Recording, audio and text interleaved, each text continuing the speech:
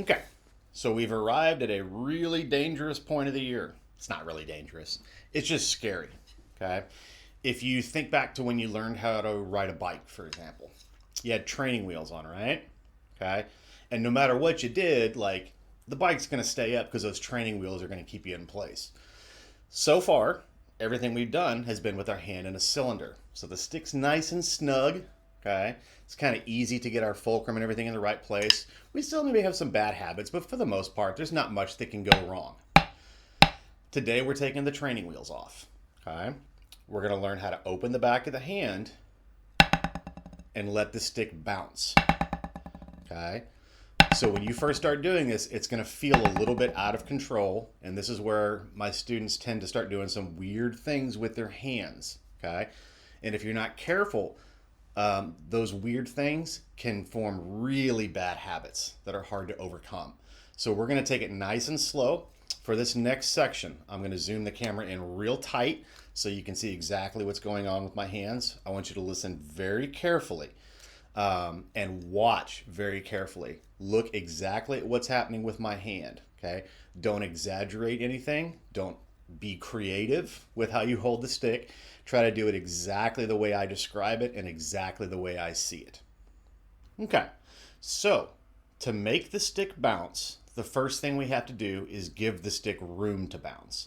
And the way we do that is by changing from a cylinder, which we've been using all along, to a cone. Now, before you even put your hands on a cone, I want you to see how little of a difference this is, because most students exaggerate this. They do way too much of a cone, more than you need to, and that results in some weird hand things that you don't want to do. So what I'm going to do is I'm going to show you my hands going from a cylinder to a cone. Cylinder, cone, cylinder, cone, cylinder, cone. Now, what you should be realizing right now is that from your perspective, you can barely even tell that I have adjusted my hands. What I'm doing is this: cylinder, cone, cylinder, cone. So I'm leaving my fulcrum in place. The fulcrum never changes. I'm very slightly taking my back fingers off the stick to allow the stick room to bounce. Okay? I am not doing this. I am not pointing my fingers. I'm not flexing my fingers. I'm not straightening out my fingers. I'm simply relaxing them and taking them slightly off the stick so the stick has room to wiggle in my hand. Okay, so that's what a cone is. So go to set position and practice going from a cylinder to a cone. Literally, you can think of it as just taking your third, fourth, and fifth finger and relaxing them, taking them slightly off the stick. Now, to get a bounce, you're going to move your hand exactly like you're playing a downstroke. So here's a downstroke, here's a bounce. The only difference was that when I did a bounce, instead of my hand being in a cylinder and me catching the stick in set position, my hand was in a cone, and then the stick bounces on its own. Watch my wrist. It's only moving one time, just like a downstroke, down. But because my fingers are now slightly off the stick will do this on its own. Okay? You don't have to move much for this to happen. Here are some things to watch out for. Do you change your arm position when you do a bounce? No, do not do that. Do your fingers straighten out or flatten out? No, that's not necessary. Does my fulcrum change? Okay, do I start to open up my window like this? No, okay.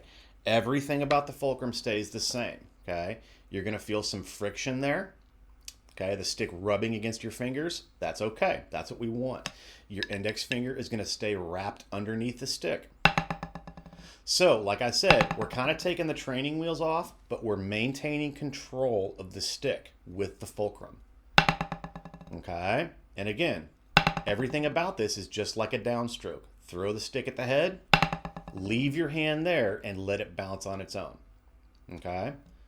So I want you to practice this before we get to the bounce grid, okay? Because I want you to think of this as being exactly like a regular note, okay? I don't want you to play differently. A lot of students like they kind of drop the stick on the pad when they do a bounce. Think of it like a basketball. Okay, if I was dribbling a basketball, I have to throw the ball to the ground to get it to come back to me. If I just drop the stick, it's not going to bounce very well. So I'm going to throw the stick as though it were a downstroke and then allow it to bounce on its own. So I want you to practice this way before you go on to the next step. Okay, I want you to play rebound, rebound, rebound, rebound, bounce. Okay, on one hand at a time. So I'm going to start with my right hand. Rebound, rebound, rebound, rebound, bounce. And on that bounce stroke, hit it exactly the same way. Don't change anything except your back fingers, 3, 4, and 5, are going to come slightly off the stick. Hit it just as hard. Rebound, rebound, rebound, rebound, bounce. Rebound, rebound, rebound, rebound, bounce. Notice nothing about my wrist changes. Okay, nothing about my fulcrum changes. It looks exactly the same. Don't worry about how long the bounce is right now. That's not important. What's really important right now is the shape of your hand and how you hold on to it. Okay? So pause the video and practice. Rebound, rebound, rebound, rebound, bounce. Practice that until you get comfortable with it, and then we'll come back and we'll talk about the bounce grid. Okay, so now hopefully we're a little more comfortable with bounces. Now we're going to incorporate this into our grid. Okay, we learned about the basics of a grid in the last video, and then we put that into practice using the double stroke grid. Double, 2, 3, 4. Double, 2, 3, and then we shift it to the next part. Double, 3, 4, etc. until we get all the way through the cycle. You're going to do the exact same thing, except instead of a double stroke, you're going to put a bounce stroke in there. It's going to look like this.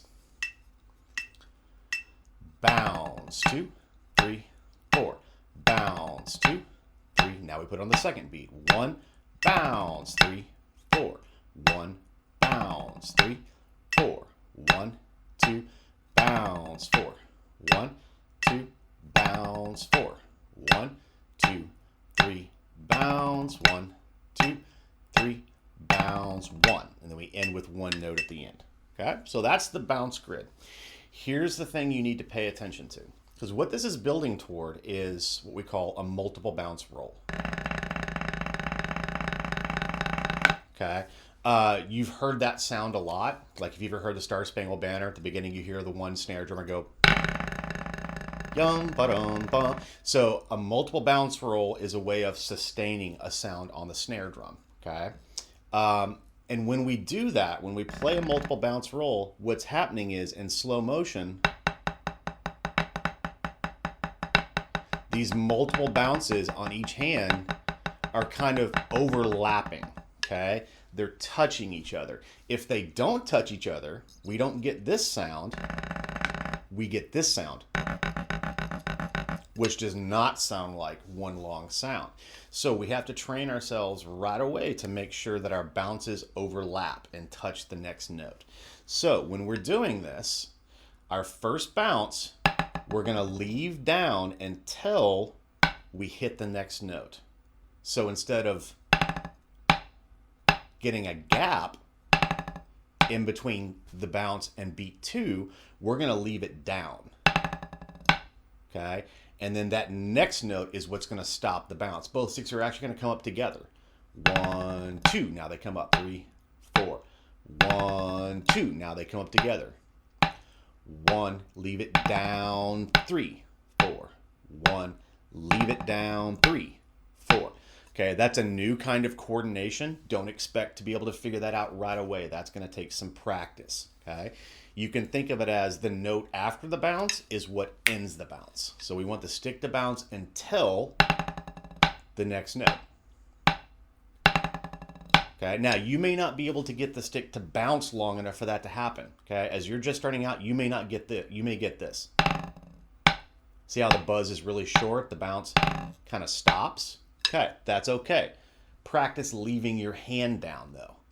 Leave it down until the next thing. Okay, and that way you get that coordination down. You start to work on that idea of overlapping sounds so we can one day be able to play that. Okay, there's your bounce grid.